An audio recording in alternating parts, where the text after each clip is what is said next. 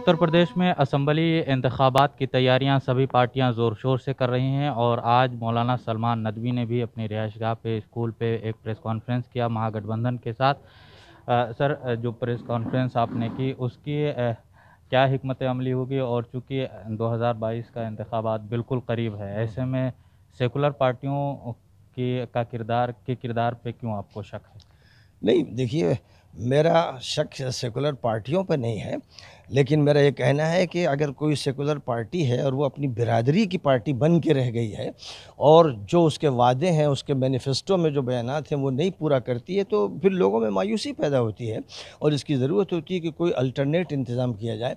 अब हम लोगों की कोशिश ये है कि अच्छे अच्छे तरीक़े पर हिंदू मुस्लिम इत्तेहाद हो, क्योंकि इस वक्त मुल्क के माहौल को जहरीला बना दिया गया है कुछ लोगों की तरफ से। ज़ाहिर है कि वो कुछ लोग हैं, लेकिन जो कुछ हैं वही मीडिया पर गालिब हैं और उन्हीं की बात चल रही है कि वो हिंदू मुस्लिम नफ़रत फैला रहे हैं।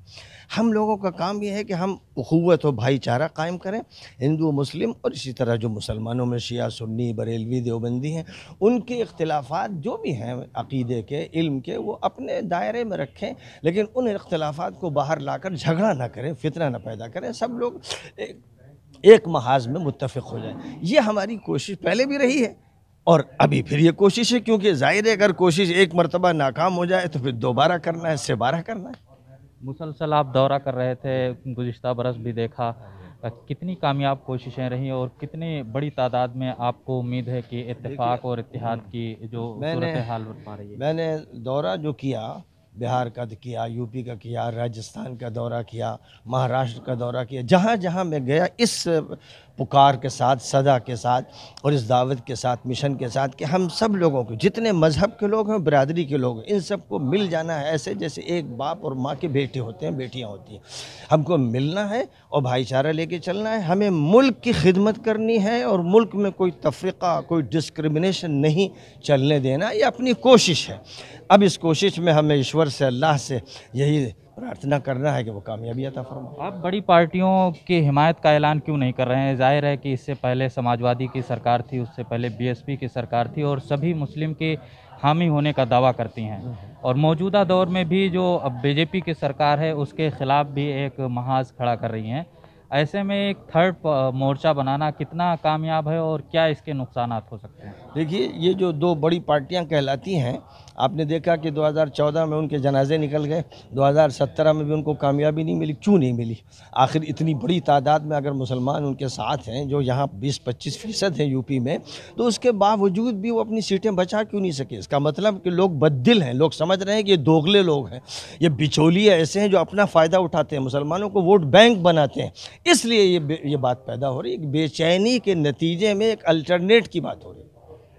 असदुद्दीन ओवैसी पर हमेशा फ़िरका परस्ती या मुस्लिम की तुष्टीकरण की राजनीति का इल्ज़ाम लगता रहता है। ये भी इल्ज़ाम लगा बिहार इलेक्शन में कि उन्होंने वोट काटा। आप उनकी हिमायत का ऐलान कर रहे हैं, क्या सूझबूझ है और किस दूरंदेशी के साथ आप हिमायत कर रहे हैं? देखिए, हमारी जो है हिमायत उनको नहीं है। हमारा मुस्लिम पर्सनल लॉ बोर्ड से कहना है कि जिसने उनकी हिमायत की और उनसे रकमें ली कि वो उनकी हिमायत करे, मेरा उनसे ये कहना है।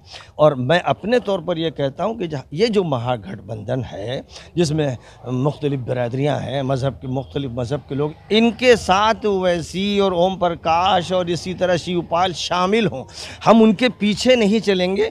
हमारे साथ अगर वो जुड़ते हैं और उन बुनियादों पर जुड़ते हैं जो हम लोग लेकर चल रहे हैं, हिंदू मुस्लिम नफ़रत की बात नहीं होगी और इत्तेफाक की बात होगी। अगर इस पर इत्तेफाक के साथ जो भी जुड़े, हम किसी के लिए भी ये नहीं कह सकते कि भाई आप नहीं आ सकते। तो इस तरह की हमारी बात है। हमारी तायद उनकी सिर्फ पार्टी के लिए नहीं है, बल्कि दर हकीकत इसके लिए है कि सब मिलें और उस पूरे गठबंधन में वो भी शामिल हो। ज़ाहिर है कि शिया पर्सनल लॉ बोर्ड और Muslim personal law board, all India Muslim personal law board ने एक बयान जारी करके ये कहा है कि हम किसी भी सियासी पार्टी की हिमायत नहीं करते हैं। लोगों को रायदही का अपना आईनी हक़ है, उसको इस्तेमाल करें और अपने सूझबूझ का मुज़ाहरा करें।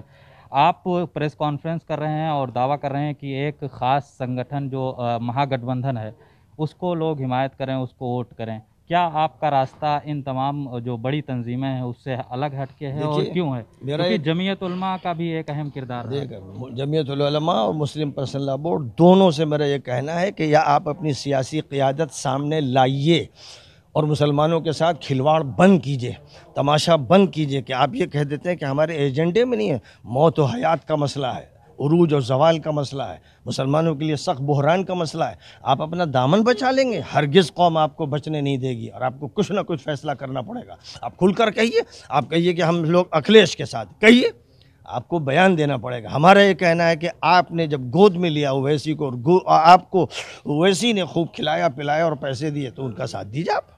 जिस तरीके से आपने प्रेस कॉन्फ्रेंस में भी कहा कि अगर बीजेपी मुसलमानों की फलाह बहबूद की बात करती है तो हमें भी कोई एतराज़ नहीं है, क्या उसका साथ देंगे बीजेपी अगर इस तरीके से? बिल्कुल, अगर बीजेपी जो है सही माना में इस डेमोक्रेसी और सेकुलरिज्म का साथ दे और हिंदू मुस्लिम तफरीक ख़त्म कर दे और मुसलमान भी उसके लिए कैंडिडेट्स हों, उनको टिकट्स भी दिए जाएँ जो जहाँ उनका हक़ है, यानी उनकी तादाद के एतबार से जो उनका हक़ बनता है, मुलाजमत में बनता है और इलेक्शन में बनता है और दूसरे जो हुकूक़ है उनमें बनता है, वो सब अगर बीजेपी दे तो कोई मसला नहीं, हम उनको तरजीह देंगे, हम ज़्यादा तरजीह बीजेपी को देंगे। बहुत शुक्रिया। तो ज़ाहिर है कि मौलाना सलमान नदवी ने ईटीवी भारत से बातचीत किया और अपने ख़यालात का इज़हार किया। आने वाले इंतखाबात में जिस तरीके से तब सभी सियासी पार्टियां सरगर्म हैं, कमरबस्ता हैं, तैयारियां कर रहे हैं, उस सिलसिले में भी आज मौलाना सलमान नदवी ने एक महागठबंधन के साथ प्रेस कॉन्फ्रेंस किया और तमाम लोगों को उसकी हिमायत का भी ऐलान किया। ईटीवी भारत के लिए लखनऊ से खुर्शीद अहमद।